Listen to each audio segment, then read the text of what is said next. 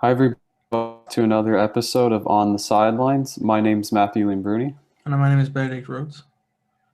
and we're wishing everybody happy holidays during these what continues to be crazy times. But have you been getting up to anything, Ben, lately?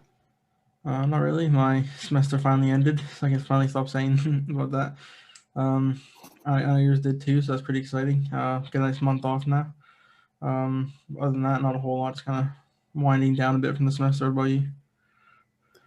Yeah, as you mentioned, I just finished last week, so my semester last week. So it's been all relaxing ever since last week. So yeah, hopefully we'll be able to enjoy it. We do have a lot of sports talk to get into, as there's been a lot of developments from some specific leagues. Sorry, from the past week. But do you want to get us started with the NFL? Oh yeah, it was another big week in the NFL, week 15. What would you say was the best game from this week, Matthew? For me, I would say the Chiefs at the Saints. I think that was a big game for Mahomes and company, as he threw for 254 yards and 3 touchdowns, as Kansas City moved to 13-1 on the season, which is impressive by itself to say that record. But on the other side of the ball, the Saints had Drew Brees come back as their starting quarterback this past weekend.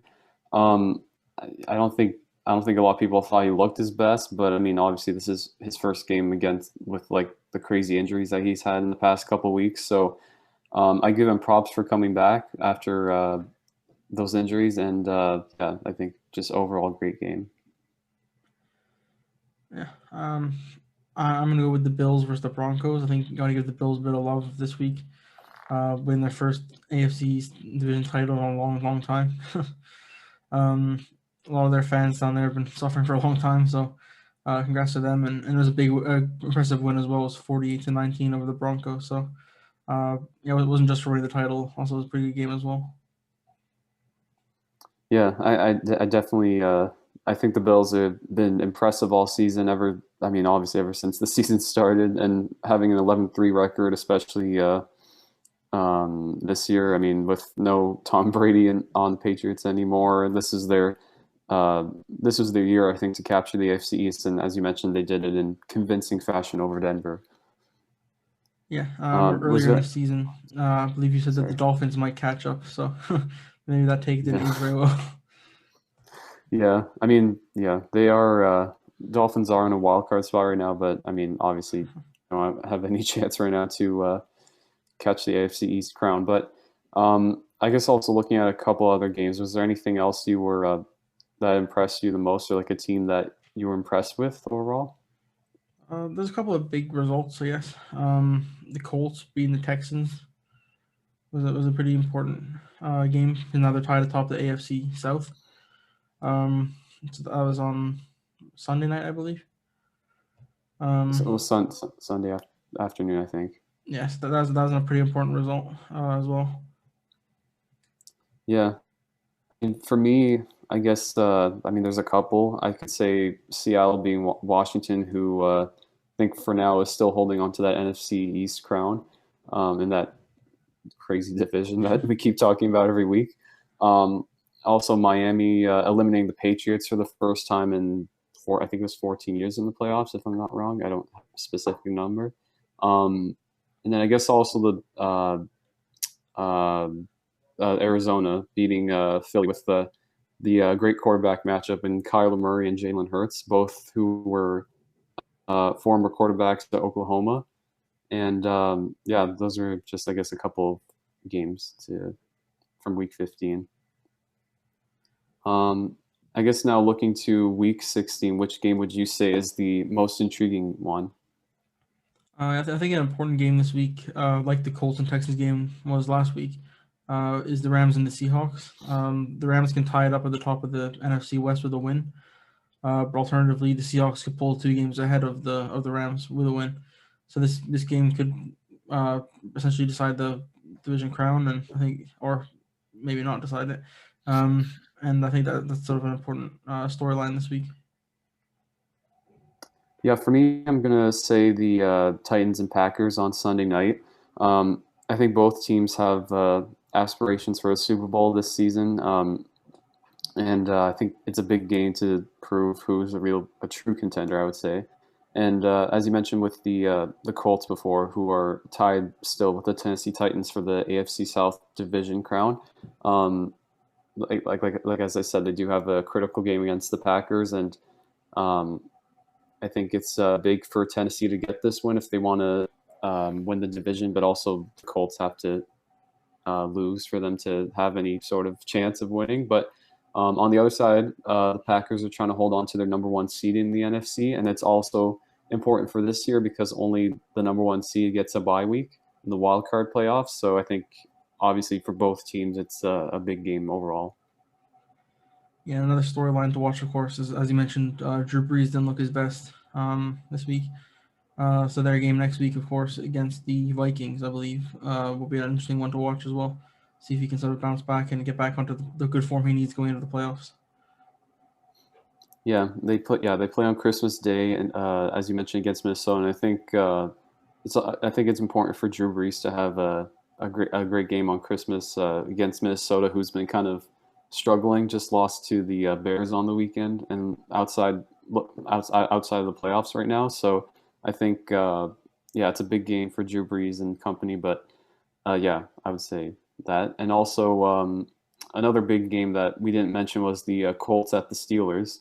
Colts, as we mentioned, are fighting for the AFC South division, while Steelers are trying to barely hold on to or trying to get the number one seed. But at this point, seems almost impossible with Kansas City being 13-1. But yeah, I guess I'll just say those games for now. Do you have any other games when looking at the schedule? I think you picked up all the sort of biggest ones. Yeah. Well, I guess also division we didn't well, I mean, I sort of mentioned was the NFC East, um, which has been sort of a roller coaster season for all four teams, and it's crazy to even think that all four still have a chance to even make the playoffs and host a playoff game in the wild card round. But um, with the Giants losing on Sunday night against Cleveland and Washington losing to Seattle, that it's still Washington still has a one-game lead over. I think now it's Dallas second. Yeah. I guess now going into the final 2 weeks, would you say Washington holds on, or does anyone else catch up? I mean, the Giants have looked a little bit better in recent weeks, but I think Washington might just take it. Looking at their schedule, they play the Eagles in week 17, so that game could be crucial for this division title. And also play the Panthers on Sunday. So two games which they could win. Games which a division winner hopefully should win. All this is the NFC East, of course. So I guess if they win both, they'll finish 8-8, which is probably a better record than anyone expected the NFC East winner to have. I think the Washington's going to take it. What about you? Yeah, I think Washington's going to hold on. I think it might. I mean, if there's some crazy scenario where Washington loses, Giants win their game against Baltimore, which would be a crazy win for them. And then the Eagles and Cowboys are actually facing off in Week 16, so that might be another crucial game to see who can hold on to at least getting a chance to winning NFC East. But I gotta agree with you and say Washington holds on. As you mentioned, their schedule is pretty reasonable. I mean, they have to face Carolina and then go to Philadelphia. So I mean, yeah, I think having said all that, I think Washington will stay NFC East champions for now. And looking at the updated playoff picture, do you think that the Packers and the Chiefs will hold on to the number one seeds? Well, I'm more confident in the Chiefs right now. I'm holding on to that number one seed because Steelers. I mean, first of all, the Chiefs have an easy schedule going into the final 2 weeks of the season. I think Atlanta and the Chargers, if I'm not wrong. So I think they'll guarantee the number one seed in the AFC. But on the NFC side, I think I think maybe the Saints have a chance to get the number one seed. Also, Seattle right now is just behind Green Bay. So I think it's gonna. I mean, it might come down to week 17 amongst those three teams who are right now trying to get the number one seed. But I'm more confident in Kansas City than Green Bay right now. What about you? Yeah, I tend to agree. I think the Chiefs winning the AFC number one seed. I think that's gonna happen. NFC's been more up in the air as you mentioned, but I think I'll go with the Packers still. Yeah, and also looking at the wild card games or wild card matchups, I should say. It still holds on. Sorry, the Steelers are still the number two. Buffalo's three. Tennessee, Cleveland, Indianapolis, and Miami are 4-7 respectively. And then looking at the NFC, 2-7 is Saints, Seahawks, Washington, Rams, Tampa Bay, and Arizona.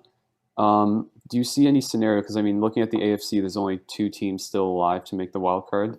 Um, Teams that are looking that are outside the playoffs right now: Baltimore and Las Vegas. Um, do you see Baltimore getting into the playoffs and overtaking possibly Miami? Um, I'm not sure. I definitely don't think the Raiders are going to be in there. Yeah. Baltimore. Let's pull up their schedule quickly. I actually have it up. They Okay. have the Giants and Bengals to finish off the season. I mean, that's not the hardest end of the season. Then on the contrary, Miami has the Bills and the Raiders. So, looking at just the schedules, I think maybe Baltimore might pull into that sort of seventh spot. Um, I think the Dolphins will probably lose to the Bills in Week 17.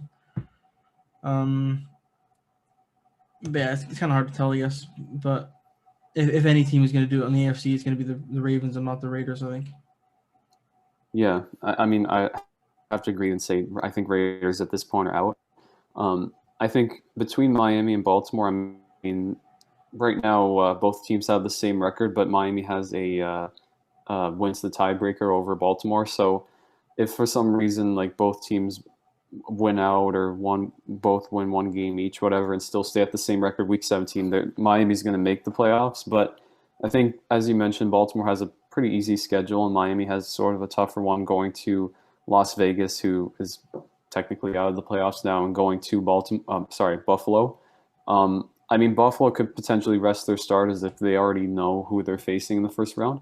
So, I mean, if there's some situation where Buffalo, is already in a playoff spot, they know they're not going to move up or down in the playoff picture. They might rest players, and that might give Miami a chance to win the game. So, I mean, we'll have to see what happens in the next 2 weeks, but I think Baltimore with the schedule could potentially get in.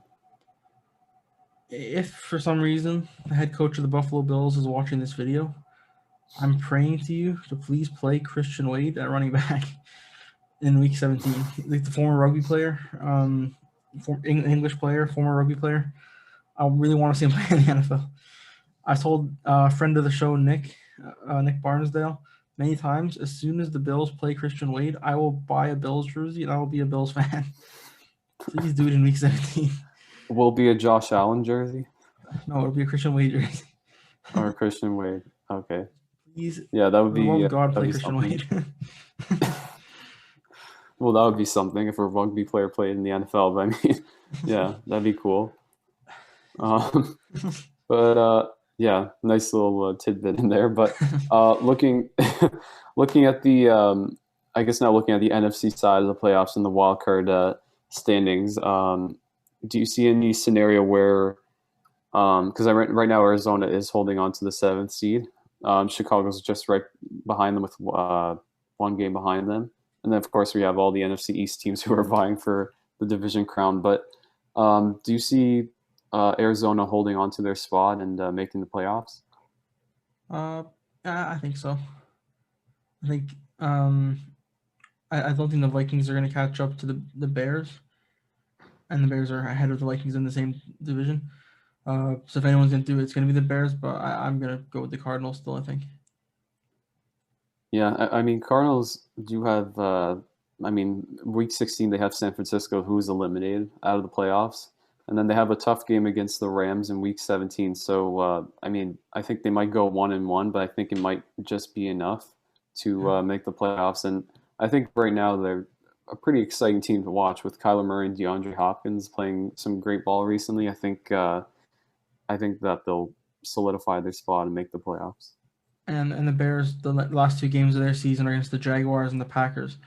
So again, they could also probably go 1-1 and finish just behind Arizona, I think.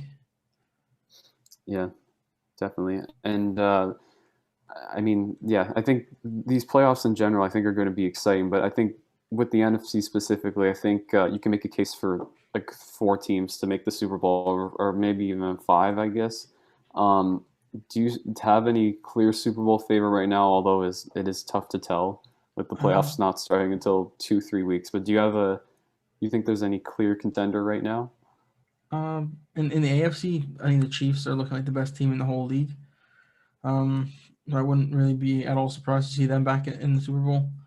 In the NFC, it's a bit harder to guess. I think the Saints, it depends on what Drew Brees looks like over these next couple of weeks, or otherwise the Packers look really good. So I think the NFC is going to be a bit tighter than the AFC will be when it comes down to it.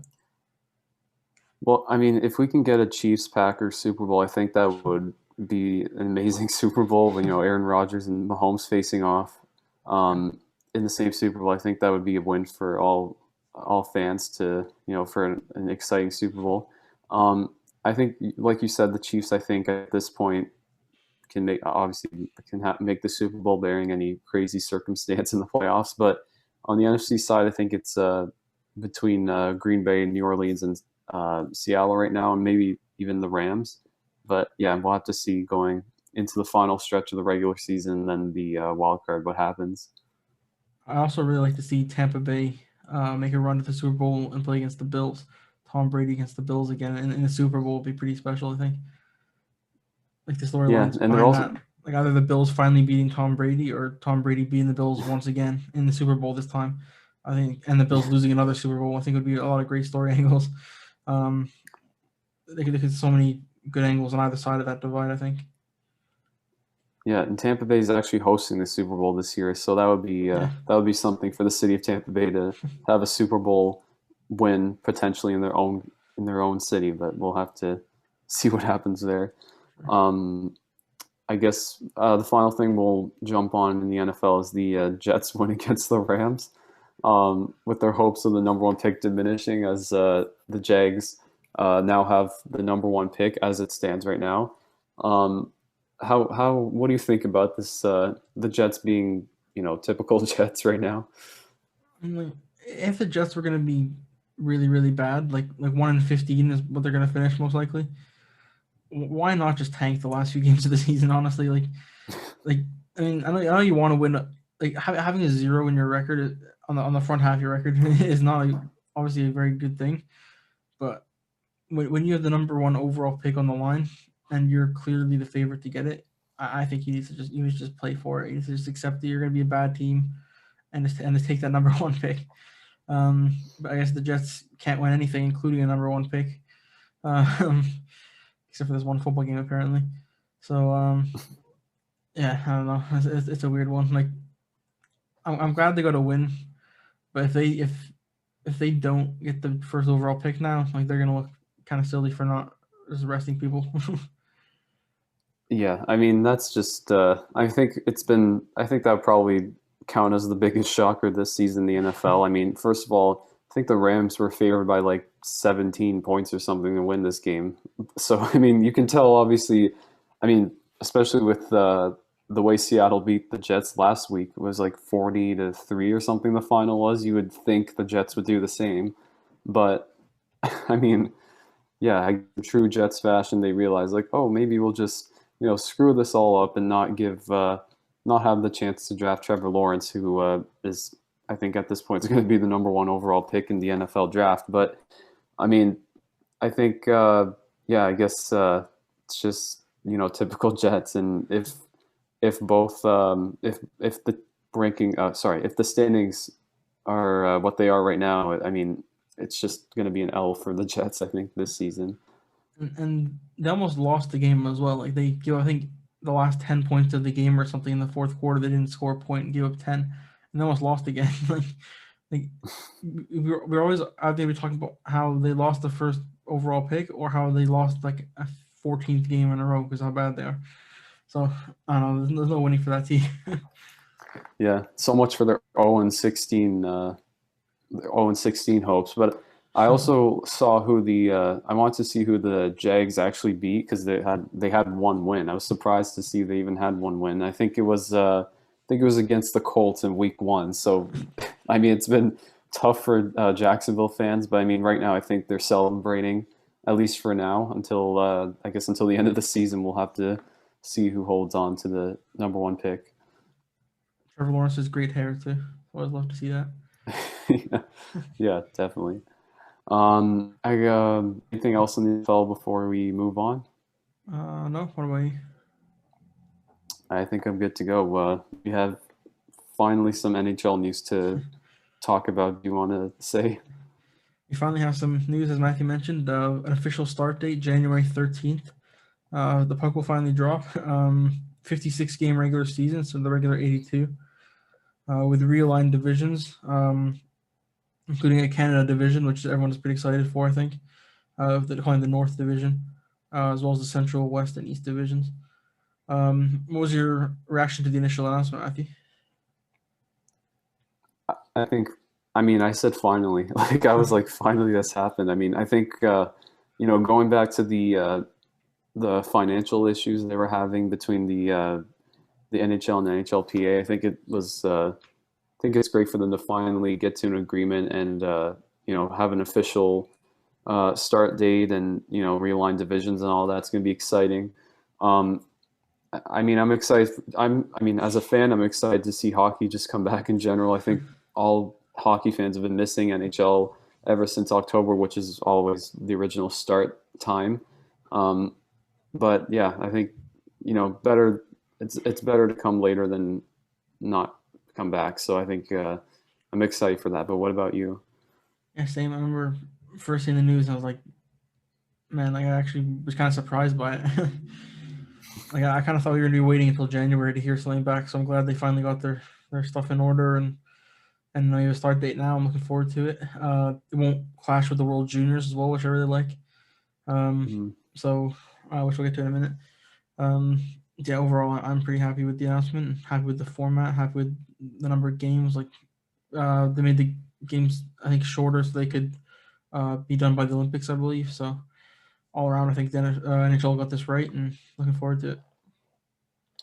Yeah, I mean, we have to discuss those divisions too, because I mean, obviously the most intriguing one for us Canadians is the Canadian division, which we're going to see every team face each other 9 or 10 times, which is going to be pretty exciting. I mean, considering some rivalries, sorry, that are already in the Canadian within the Canadian teams, I think it's just going to spice it up a little more. I guess I'd say, like, of course, we have the Battle of Alberta, which might get even more crazy. I think that was probably one of the better rivalries from the past season. So that we're gonna get that a lot, or two more times, I would say, this season. And then I guess also to like Leafs and Habs, which is usually a rivalry anyway. So I think we're gonna get that a lot more too. And yeah, I think overall it's gonna be exciting for Canadian teams. Do you think what do you think about rivalries in the U.S. like any divisional rivalries that would be exciting? There's a couple interesting ones. Like the Central Division is pretty interesting with Tampa Bay, Dallas, Carolina, Nashville. Like that's a pretty good division. Um, Also, the East is going to be kind of interesting too to see uh, Washington and Pittsburgh are together. The Rangers are in there with Alexis Lafreniere's rookie season, so obviously see how he plays against some good teams. Boston's also in the East Division, so yeah, and the West is good too, of course, but maybe not the same standards as the other divisions, but they still have some good teams like Colorado, uh, St. Louis, Vegas is going to be really good this year, on paper anyway.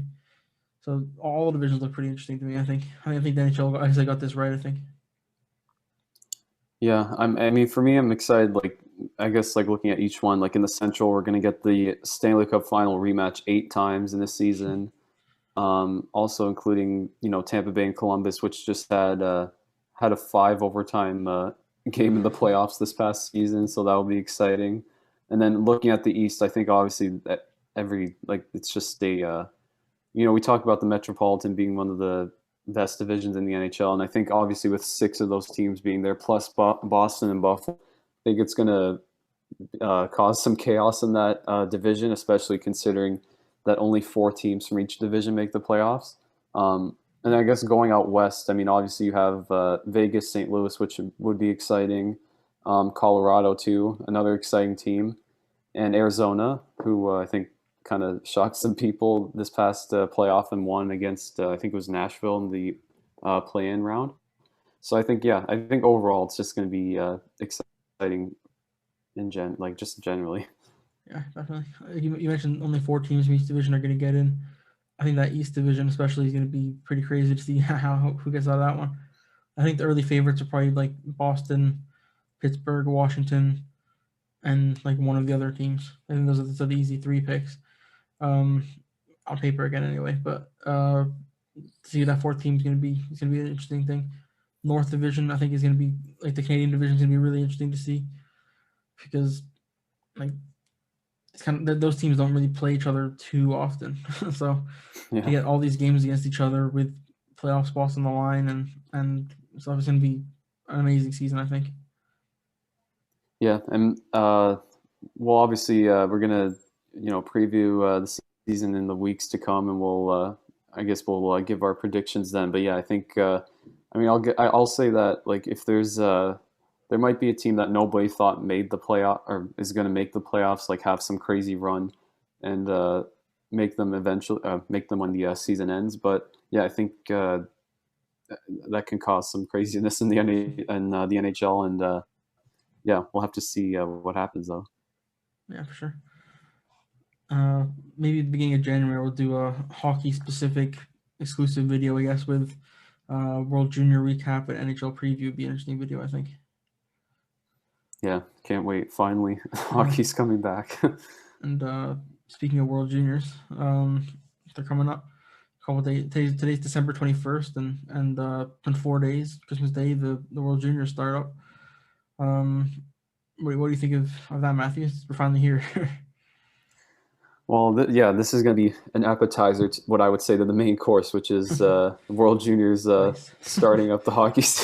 World Juniors are starting up the hockey season, and I mean, obviously, this is a big tradition for a lot of hockey fans, and I think it's just going to be exciting. It's being held in Edmonton this year. Obviously, there's not going to be any fans there, and for teams like the European teams, the 8 European teams have to fly together. I think it was this past week or a weekend ago or so.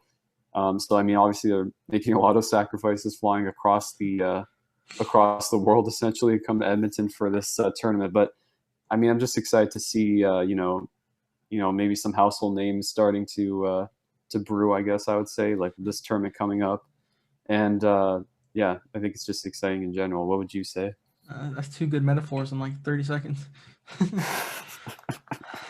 Yeah, I would agree. I think like I love the World Juniors. I think it's the best time of the hockey calendar, in my opinion, better than the NHL. Better hockey, but I just love it. I'm looking forward to it. I think Canada has a good team this year. I think a lot of other teams are really good this year. But who would you say is the favorite? Who's going to win this tournament?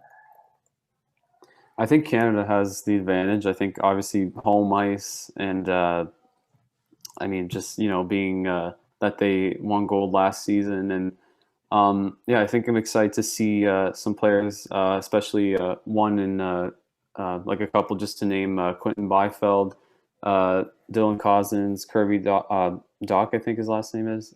Just a couple of names to mention in this Canadian roster.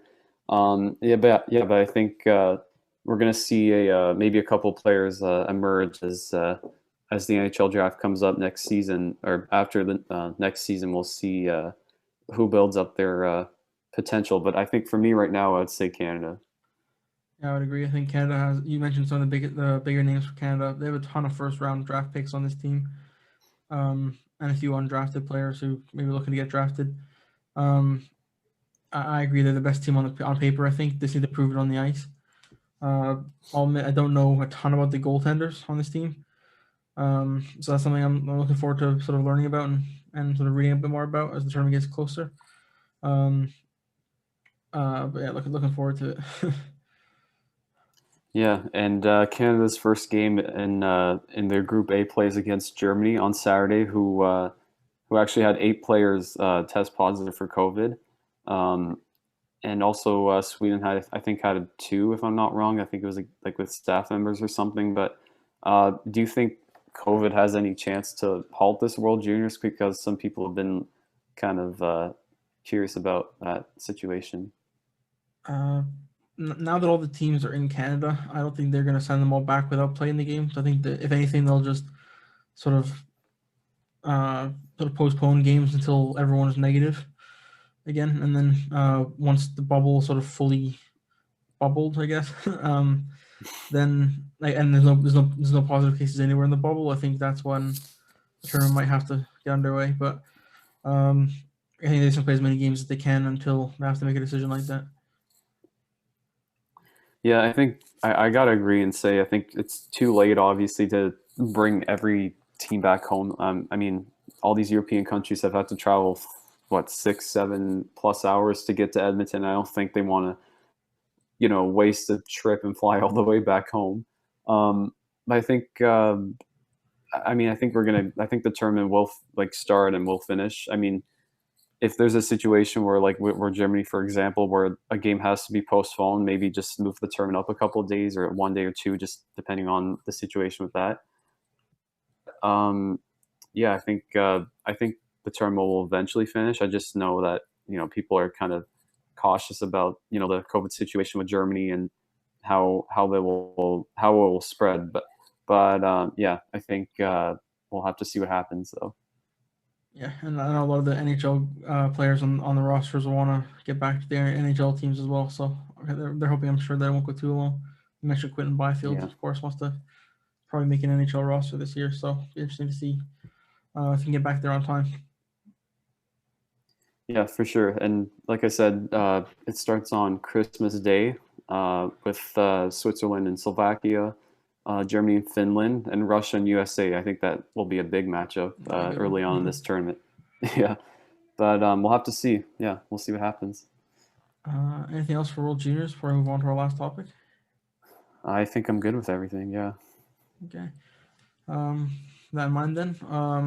Up next, we'll do NBA. The season begins this week on Tuesday, which is tomorrow, with the Nets versus the Warriors and the Lakers versus the Clippers.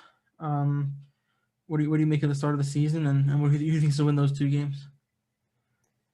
Yeah, I mean, this is going to be KD's first regular season matchup, and he's facing his former team. I think that's a great way to start the season. I think everybody has high hopes for Brooklyn this season with KD and Kyrie.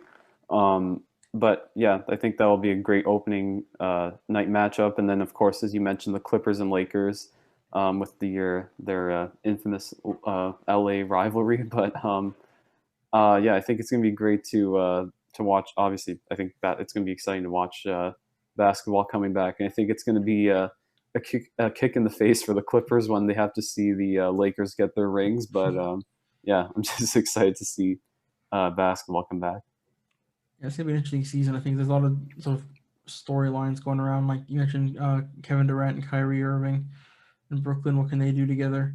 Uh, there's the Clippers, sort of rumors of like Kawhi Leonard trying to build this super team by himself, and a bit of drama behind the scenes in LA. There's James Harden wanting to leave Houston, and there's so many interesting stories off the court as well this season. Um, yeah, I agree. Just glad basketball's back. I'm excited to see more of the stuff on the court than the stuff off the court. Um, and the big part of that, of course, is Christmas Day games. Yeah. So out of the 5, I think we talked about the Christmas games last week. But for those who don't know, it's Pelicans versus Heat, Warriors versus Bucks, Nets versus Celtics, Mavericks versus Lakers, and then Clippers versus Nuggets. So looking at those 5 games, who would you say just right now would win each one? Um, just purely on paper, I think Pelicans versus Heat. I think I'll go for the Heat They made the NBA Finals. They look really good. If they can kind of continue their momentum, I think they can beat the Pelicans. Next up, Warriors and Bucks. I think the Warriors aren't fully healthy. The Bucks, Giannis just signed a ridiculous extension, like a huge extension. So he wanted to prove himself. So I think I'll go for the Bucks in that one. I think they've also upgraded around him as well. Nets and Celtics. You mentioned the Nets have high expectations this year, with Kevin Durant and Kyrie Irving. So I'll back them to sort of show that up on the first night. I'll take the Nets. Mavericks and Lakers. Gotta be the Lakers. Reigning champions. Probably one of the best, if not the best team on paper this year. Just gotta be them. And then Clippers and Nuggets. It's an interesting rematch of the playoff series. I want to say Nuggets, but I think the Clippers are going to be really good again. And I'll back the Clippers, I think, for this game. What about you? Yeah, I mean, I'm essentially agreeing with all your picks except for Clippers versus Nuggets. I'm going to say Denver wins. I mean, as you mentioned, with all the teams, like the Heat obviously came off their NBA Finals. The NBA Finals in October against the Lakers, of course, lost in 6 games. So it'll be interesting to see how they bounce back. And then, of course, with the Pelicans, they have Zion, obviously Zion Williamson, and I can't remember who else they've received, but yeah, they're going to have I think maybe potentially make the playoffs, but we'll have to see. And of course, with the Bucks, you mentioned, I think the Bucks signed Giannis to a supermax recently, so it'll be interesting to see how the Bucks fare this season. And I think, as you mentioned, I think they'll beat the Warriors, as the Warriors are kind of unhealthy right now with no Klay Thompson for the season, and yeah. And then, yeah, Nets, as you mentioned, have high expectations. I think they'll get Kyrie will get a win against his former team. And then, yeah, Mavericks and Lakers. I think this will be a great game I think it'll be a big game for Luka Doncic. Sorry. And I mean, I think right now, though, on paper, the Lakers are obviously better than them. So yeah. And then the Raptors open on Wednesday night against the Pelicans, like you mentioned. What do you make of that matchup? And how do you think the Raptors are going to do this season? Yeah, I mean, we had this opening night matchup last season, and that was a ring night for the Raptors, of course. I think looking at this season, though, I mean, obviously it's going to be tough to compete against the Bucks. I guess also maybe the Nets, but we don't know a whole lot about the Nets until the season actually gets underway. And I guess also maybe the Heat might give them some tough times. I mean, maybe even Celtics, but I mean, with all that in mind, I think the Raps might finish like four seed right now, I'll say. But I mean, obviously, we'll have to see how the season goes, because I mean, they had a lot of core players lost this past season with Gasol, Ibaka as their top centers. So we'll have to see how they fare with their new players. I agree. All that. Yeah. And yeah, and I guess do you have any early? I mean, I know it's pretty early, but any early champion prediction? Well, I mean, there's 2 or 3 very, very good looking teams on paper. Like the Bucks look really good on paper. They need to take the next step, I think. I think they'll be motivated to do it. So I think in the East, the Bucks will be contender for sure. You mentioned the Nets. On paper, they have 2 of the better players in the league, so they'll be expected to do good things anyway. They just need to back it up and stay healthy. And in the West, the 2 LA teams again, also they're both improved on already good teams. So Lakers and Clippers have to be up there. But if I had to pick one, I think I'd maybe go with the Lakers to repeat. But again, it's way too early to even start thinking about that. What about you? I mean, yeah, I think for now I'm gonna stay on the Lakers, but I mean, until I see maybe another team emerge. I mean, you mentioned the Clippers. I mean, there's also Denver, who made the Western Conference Finals last season. Also the Warriors. I mean, Curry's coming back this season. Of course, they don't have Thompson, so that will be kind of tough for them. but yeah, I think for now I'll say the Lakers would be the favorite, and then I guess looking at the East, you mentioned the Bucks, who have kind of have been disappointments in the playoffs recently, especially against the losing to the Heat this past playoffs in the second round. But yeah, I think Milwaukee will be up there. I think Miami potentially will be back up there, maybe in the East Finals. We'll have to see. And then, yeah, Brooklyn too will may potentially be a good team. So yeah, I mean, obviously there's a lot of teams that can win it, but I think right now I'm gonna stick with the Lakers. Anything else on NBA? I think I'm good with that, unless you want to add something. No, I think I'm good too. Anything else for any other topics before we wrap this up? No, I think I'm good. It's just exciting to get a lot of sports in right now, considering where we were, I guess, earlier, like in the year. But yeah, just exciting. So with that in mind, that's the end of today's video. Thanks for watching, of course. My name is Benedict Rhodes. I'm Matthew Lee Brewing. Thanks for watching. Stay tuned for some interesting videos you have coming up, and we'll see you next time.